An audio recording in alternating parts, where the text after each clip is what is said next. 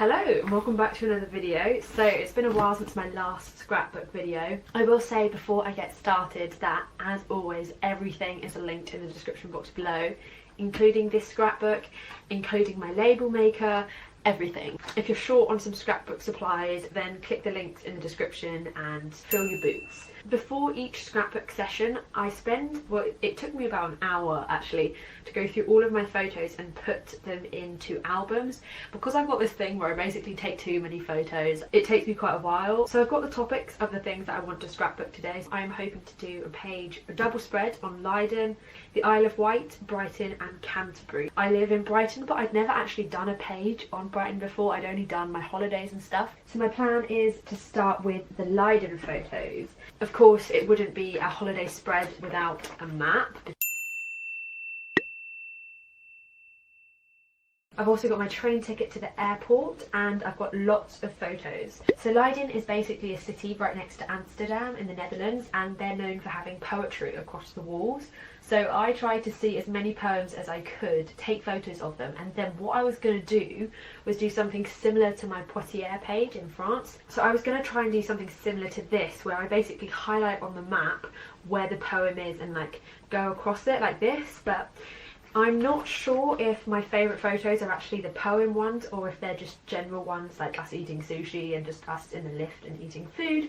So I think I'm gonna scrap that idea. But this photo is something that I made on an app called Story Art, and I basically just collated all of like these photos together. I thought the orange and the teal look quite nice. I'm gonna print this out from my computer on photo printing paper, and then it will kind of look like, you know, when you print out photos from a photo booth. That was the look that I'm going for here. Also, what I think I might do so that I don't waste the rest of this paper is print out some of the photos to look like Polaroids on this Word document as well. I've left a link to my Polaroid document that I use all the time in the description box as well. What you have to do is just download it and edit it offline, and then you can just print it out on photo printing paper and it should be the right dimensions to a normal Polaroid. Also, I would highly recommend that you invest in some big heavy duty scissors like these ones. I used to have the little cute stationary ones, but you know what? When you're cutting up this many photos, you want to just do one snip and have a nice straight line.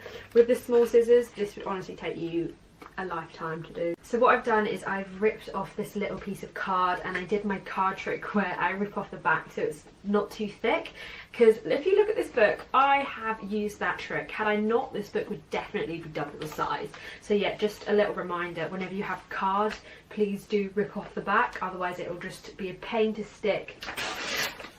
I've done a loose rip because I kind of want this like natural rip down it to make it look kind of used. If you can see on the map, this canal kind of goes through the whole of Leiden. What I would like to do is kind of use that to be like to connect the two pages, if that makes sense. Now, annoyingly, I didn't pick up a postcard while I was here because none suited my fancy, which means it might be a little bit harder to do an area of writing. So I'm just trying to work out where writing would look nice. Now, this is why you keep the paper that you rip off, so I can write on there. Now, I'm going to be using my trusty craft man to do this, so hold your breath.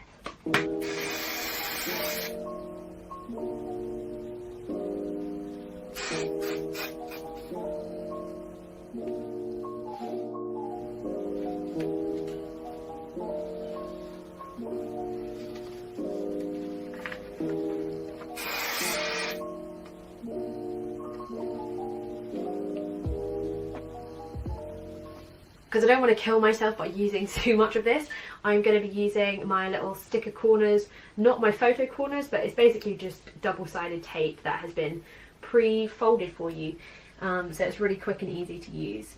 I also bought these photo corners from Neon Sheet for £2.50, which is really good. There are 500 in here. So I have just peeled off this photo corner here, and what you do is you kind of bend it in the middle, it opens up and you can slit it around your corner. This side is all sticky. It's so cool. If you wanted to take a photo out of your scrapbook, it means that you don't have to pull it off and potentially rip the back of it. And then I can just put it back in.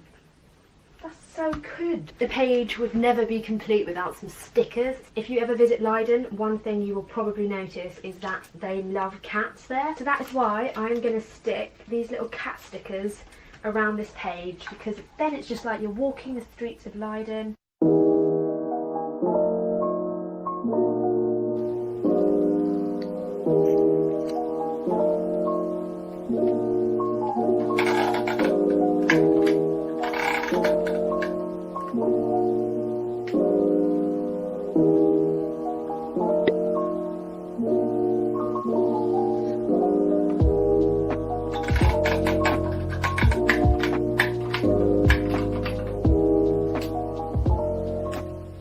The next page that I would like to do is a page on the Isle of Wight. I decided to print out the photos on photo printing paper, not only because I'm running quite low on my film, but also because as I've got the time, I might as well cut them out and save myself some money. Now this trip was actually quite a while ago, but I don't know why, I just never thought to turn it into a scrapbook page, but I have so many lovely memories from going to the island, and it's also such a picturesque island. Because the photos that I've printed off are quite warm, it works quite nicely with the brown paper underneath. So I did try it with some like background papers, some green plants and some like bluey chairs, but I think it actually just looks nicer like this. I know it's quite simple, but I feel like it works. Also, one of you guys suggested that I made a Pinterest board of all of the pages that I've created to hopefully give you some inspiration. I actually thought that was genius, so I have taken photos of all of my pages. So if you want to go check that out, I will leave my Pinterest in the description box below. Because I'm really bad at, I don't know, I just seem to always skip pages by accident. So I've got loads of like, double page spreads throughout, but this is the only one, as it's the back of the book, that has one page. So I thought, you know what, I'm not going to waste a double page spread, so that's why I put this as my last page of my scrapbook.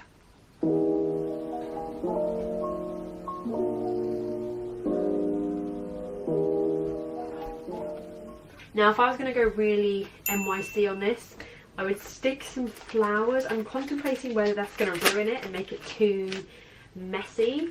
No, I'm going to do it. Okay, I'm going to stop at 3 stickers because I know me, if I don't stop now, this page will just be covered by the end of it. So there you go, fills a hole. So for this page, I'm kind of combining real Polaroids and then my fake ones, but I'm trying to do it in a way that doesn't make the fake ones look boring because they're on white, whereas my printer had this cool funky film in it. I think it's the marble film that it had in it. Also, when you're importing these photos, make sure that you wrap text and put them square. That way you can move them and then they won't disturb the images and the shapes below them. Also, zoom in as far as you can to see if you can see any blue lines around the photos. So I got these Scrabble pieces from the works. I am aware this isn't how you spell Brighton, but I don't have an H or a T, which is a bit annoying. So what I'm going to do is pretend that they were the blank ones and change that into a T with a black pen. I've only got a biro at this moment in time, so let's see.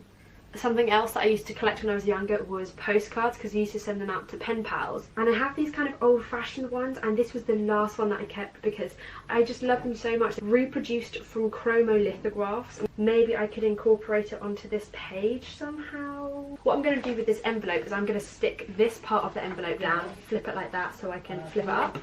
I know I speak about this a lot, but I just thought I'd remind you guys that I chose this purple sticker because of the colour theme. So this has like purple hints to it. This one has blue hints to the background.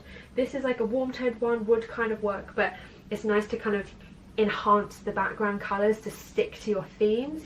I also recently bought this stamp set from Tiger because I've been seeing them on Amazon and stuff like that. And if you don't have good handwriting, then getting things like stamps and the label maker, they will honestly save you so much stress.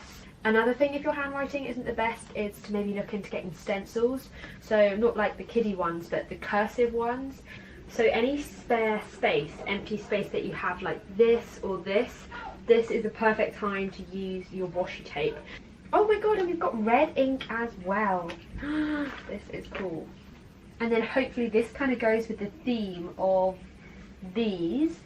But what's great is that I can use them infinite amount of times. And I've seen loads of people use these kind of stamp sets for invitations and birthday cards, being like happy birthday, just on some brown card with these simple stamps, and it looks very effective. So I feel like this was a great purchase. The only problem is that these are quite big letters. They're not as small and petite as the ones on Amazon.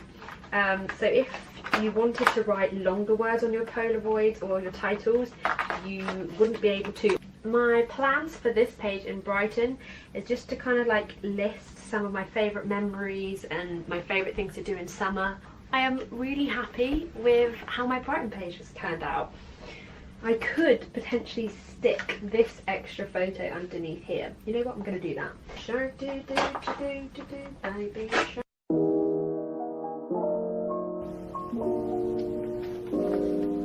Cool, all done. So we've got our Isle of Wight page, we have our Brighton page, and our Leiden page.